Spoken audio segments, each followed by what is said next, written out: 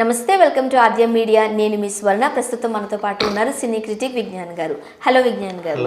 Yes, OG cinema షూటింగ్లో ప్రస్తుతానికి పవన్ కళ్యాణ్ గారు చాలా బిజీగా ఉన్నారు అని అంటూనే దానికి సంబంధించిన కొన్ని లుక్స్ కావచ్చు అవి బయటకు వచ్చాయి.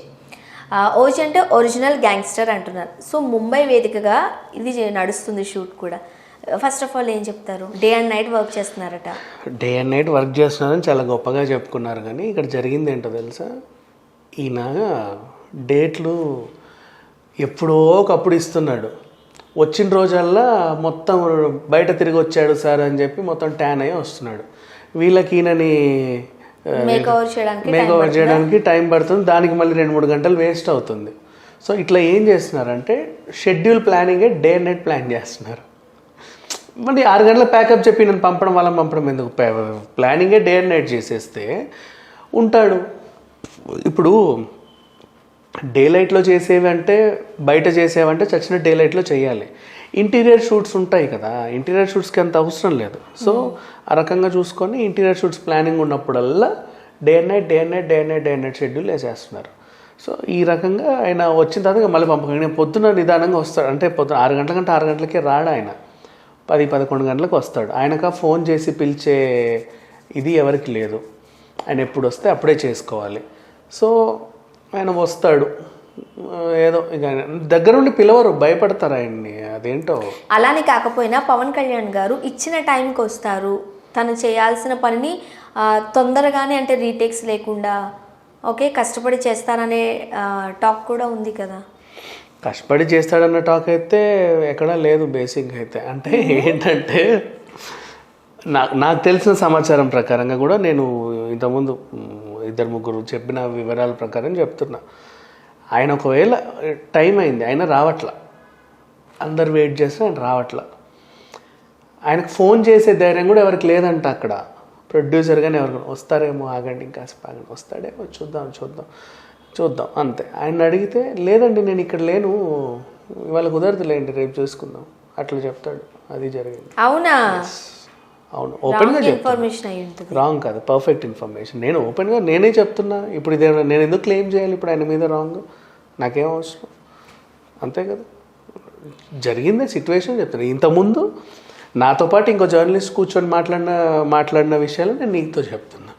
ఒకవేళ రాలేకపోయారు అనుకో, నేను రాలేకపోతున్నాను అని ఆయనే ఇన్ఫార్మ్ చేయడం. మరి డే అంతా అంటే వచ్చిన అంటే అప్పుడు జరిగింది, ఒకసారి జరిగిన సిచ్యువేషన్ అది. అంటే ఇప్పుడు కూడా అలా ఉన్నాడో లేదో మనకు తెలియదు.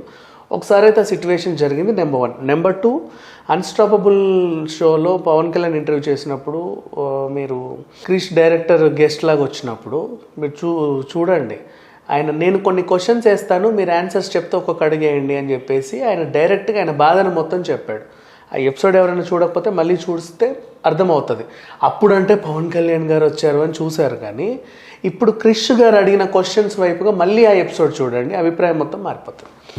చాలా డీసెంట్గా అడిగారు. సెట్కి ఎప్పుడైనా లేట్గా వచ్చినవి ఉన్నాయా, మీ వాళ్ళ డైరెక్టర్లు ప్రొడ్యూసర్లు ప్రాబ్లం అయినవి ఉన్నాయా, ఇట్లాంటివన్నీ అడిగాడు. అప్పుడు దానికి ఆన్సర్ కూడా ఆయన న్యూట్రల్గా చెప్పాడు. తప్పితే ఒప్పుకున్నట్టు లేదు. అంటే ఏమండి ఆవిడ వచ్చిందిలో పెళ్లి పత్రిక ఇచ్చినట్టు ఉండక గడపకు బొట్టు పెట్టేసి వెళ్తారు చూడు, ఆ రకంగా చెప్పాడు ఆన్సర్. ఈ ఓజీ ఎలా ఉండబోతుంది అంటారు? ఇది ఒక పీరియాడిక్ మూవీ అంటే ఈ అబ్బాయి మీద అయితే నాకు కొంచెం కాన్ఫిడెన్స్ ఉంది. ఎందుకంటే ఇతనిలో ఏదో విషయం లేకపోతే సాహో లాంటి సినిమా తీయడు, సీరియస్లీ. అది మాత్రం ఒప్పుకోవాలి. నిజంగా తీశాడు కదా, మంచి సినిమా తీశాడు. అండ్ అంటే అఫ్కోర్స్ అది ఆడకపోయినా భారీగానే తీశాడు. అట్లాంటిది హ్యాండిల్ చేయడం చాలా గొప్ప. అండ్ ఇప్పుడు ఈ సినిమాని కూడా హ్యాండిల్ చేస్తున్నాడు. దీన్ని ఇంకేదో ప్లాన్ చేసుకున్నాడు అబ్బాయి. అలా ఉంటే బాగుండు అని చెప్పేసి ఉండొచ్చు, అంశాలు ఉన్నాయి. ముఖ్యంగా బాహుబలి లాంటి సూపర్ హిట్ అందుకున్న తర్వాత సాహో లాంటి డిజాస్టర్ అందుకున్నాడు ప్రభాస్. ఇదంతా సుజిత్ వల్లే అని చాలా విమర్శలు ఎదుర్కొన్నారు. లేదు సుజిత్ వల్లే అంటే, ఎందుకంటే దాన్ని ఒప్పుకోవడానికి లేదు. వై? బికాజ్ సాహో తెలుగులో ఆడలేదు కానీ హిందీలో ఆడింది. హిందీలో వాళ్ళకి ధూము ఇట్లాంటివన్నీ ఇష్టం కదా, రేస్, వారు, ఈ టైప్ సినిమాలు ఇష్టం హిందీలో. వాళ్ళకి ఎలా ఉన్నా చూసేస్తారు. ఆడింది హిందీలో, పర్వాలేదు అన్నట్టు ఆడింది. సో అది ఫ్లాప్ అయితే అవ్వాల. సో ఇప్పుడు పవన్ కళ్యాణ్ గారిని ఏ విధంగా చూపించబోతున్నారు? అదొక వింటేజ్ లుక్ లో కూడా ఉన్నాయంటూ కొన్ని పిక్స్ వైరల్ అవుతున్నాయి. సో ఇక పవన్ కళ్యాణ్ గారి విషయానికి వస్తే ఈయన పాన్ ఇండియాలో తట్టుకోలేరు. ఎందువల్ల? పాన్ ఇండియాలో చూడలేరు ఈయనని. అంటే ఐ మీన్ ఇప్పుడు ప్రభాస్ గారు అంటే ఆల్రెడీ బాహుబలితో వెళ్ళాడు కాబట్టి అందరికీ పరిచయం. ఈయనకి ఇంకా హిందీ వాళ్ళకి మరాఠీ వాళ్ళకి ఇంకా ఈయన డైజెస్ట్ అవ్వడు. తెలుగు వాళ్ళకంటే ఓ పవన్ కళ్యాణ్ గారు అది ఇది అని కానీ గడప దాటితే అక్కడేం లేదు క్రేజ్. ఈయన సినిమాలు వేరే స్టేట్లో అయితే అంత క్రేజ్ ఏం లేదు. అసలు వేరే త్రివిక్రమ్ గారి సినిమాలే వేరే భాషల్లో డబ్ చేసి అటర్ ఫ్లాప్లు అవుతాయి. మీకు అది ముందు నుంచి కావాలంటే అన్ని సినిమాలు ప్రతిదీ త్రివిక్రమ్ గారి ప్రతి సినిమా వేరే భాషలో అటర్ ఫ్లాప్. మన దగ్గరే బాగా హిట్ కానివ్వండి, చాలా ఉన్నాయి అన్ని సినిమాలు ఏదైనా. సో సరే ఆ రకంగా చూసుకుంటే ఇప్పుడు అంటే దీనికి త్రివిక్రమ్ ఎందుకు వచ్చాడు మధ్యలోకి అంటే ఆయన కూడా సూపర్వైజ్ చేస్తాడు పవన్ కళ్యాణ్ గారి స్క్రిప్ట్ ఇదంతా కూడా, సుజిత్ ఏం చేసినా కూడా. సో ఇలా ఈ రకంగా చూసుకుంటే ఓజీ మాత్రం ఈయన డే అండ్ నైట్ అయితే వచ్చినప్పుడే మహాప్రసాదం అని నెత్తిన పెట్టుకొని అయితే వీళ్ళు పని చేసుకుంటున్నారు. ఓవరాల్గా చేసినంత మరి వాళ్ళకి ఎంతవరకు ఉపయోగపడతాడో నాకు తెలియదు. వాళ్ళు మాత్రం పర్వాలేదు చేయించుకుంటున్నారు వరకు. ఆయనకు స్క్రిప్ట్ ఈయన పార్ట్ ఉన్నంత మాత్రం టైం డీసెంట్గా ప్లాన్ చేసుకుంటున్నాడు. ఈయన షెడ్యూల్ ప్లాన్ చేసుకునేటప్పుడే వీళ్ళకి ఆల్రెడీ మైండ్లో ఒకటి ఉంది. ఆయన ఒక 2 గంటలు 3 గంటలు లేట్ వచ్చినా ఆఫ్టర్నూన్ వచ్చినా ఈరోజు ఈ సీన్ కంప్లీట్ అయ్యేలాగానే షెడ్యూల్ ప్లాన్ చేసుకుంటున్నారు. అట్లా ఆయన అంటే 3-4 యాంగిల్స్లో. ఇప్పుడు ఫర్ ఎగ్జాంపుల్ ఈ షార్ట్ ఉంది, ఇట్లా తీయాలి, తర్వాత ఎడిట్ కట్స్లో వేసుకుందామని ఫస్ట్ నెంబర్ 1 అనుకుంటారు. ఏది ఆయన పొద్దున్న 9 గంటలకు వస్తే రెడీ విత్ మేకప్ రెడీ, అప్పుడు ఇన్ని యాంగిల్స్లో తీద్దామని. లేదు ఆయన కొంచెం 2 గంటలు లేట్ వచ్చాడు, సో 2 యాంగిల్స్లోనే తీద్దాం. అట్లా అడ్జస్ట్ అవుతున్నారు వాళ్ళు కూడా. అంటే ముందే ప్లాన్ చేసుకుంటున్నారు మాస్టర్ క్లోజ్ ఇవన్నీ కూడా ఎట్లా చేయాలి, షార్ట్ సీన్ అని టైమింగ్ తగ్గట్టు అడ్జస్ట్ చేసుకుంటూ ప్లానింగ్ వెళ్తున్నాడు సుజిత్.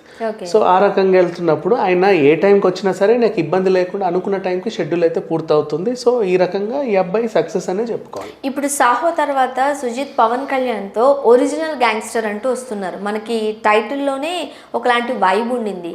సో ఎలా ఉండబోతుంది, ఎలా చూపించబోతున్నారు? పైగా పీరియాడిక్ మూవీ అంటున్నారు, వింటేజ్ లుక్లో ఆయన కనిపిస్తున్నారు, బెల్ బాటమ్ లైక్ ప్యాంట్తో. సో ఎలా చూపించే అవకాశాలు ఉన్నాయి? అండ్ ఫస్ట్ పోస్టర్ రిలీజ్ చేసినప్పుడే ఇంప్రెస్ చేశాడు అబ్బాయి. పోస్టర్లో చూసుకుంటే చాలా చాలా డీటెయిల్ పోస్టర్. మనకి పవన్ కళ్యాణ్ వెనకాల ఒక ఎల్లో కలర్ రౌండ్ కనిపిస్తుంది అంతే. బేసిక్ యాక్చువల్గా నెంబర్ 1 అది జపాన్ జెండా. నెక్స్ట్ కాకపోతే మధ్యలో వైట్ని ఎల్లో చేశాడు సినిమాటిక్ లిబర్టీ తీసుకొని, దానికి కూడా ఒక స్టోరీ కారణం అనేది పెట్టుకున్నాడు. నెక్స్ట్ అలాగే పవన్ కళ్యాణ్ నీడ ఒక గన్ను లాగా ఉంటుంది, నీడలాగా ఉండదు. ఆ గన్ను కింద ల్యాండ్ అంతా రక్తపు ఏరు పారినట్టుగా ఉంటుంది. అండ్ బ్యాక్ డ్రాప్లో ఒక పక్క ఢిల్లీ ఎర్రకోటు, ఇంకో పక్క జపాన్లో బాగా ఫేమస్ అయినటువంటి బుద్ధ విగ్రహం ఉంటుంది. అండ్ కొన్ని అక్షరాలు జపాన్లో కూడా ఉంటాయి. సో ఈ రకంగా చూసుకుంటే ఈ కథ ఢిల్లీ టు జపాన్ మధ్యలో అటు ఇటుగా జరిగే పీరియాడికల్ డ్రామా అని, అండ్ ఆ టైప్ కొంచెం జపనీస్ అండ్ ఇండియన్ కల్చర్ కలిపి ఉంటుందని చెప్పేసి అనుకుంటున్నారు. అండ్ ఒక పోస్టర్లోనే అంత డీటెయిలింగ్ ఇచ్చాడు అంటే ఈయన మూవీని ఇంకెంత శ్రద్ధగా తీస్తాడని ఆల్రెడీ నేనైతే ఇంప్రెస్ అవుతున్నా. చూడాలి ఎలా ఉండబోతుంది అని. Thank you so much.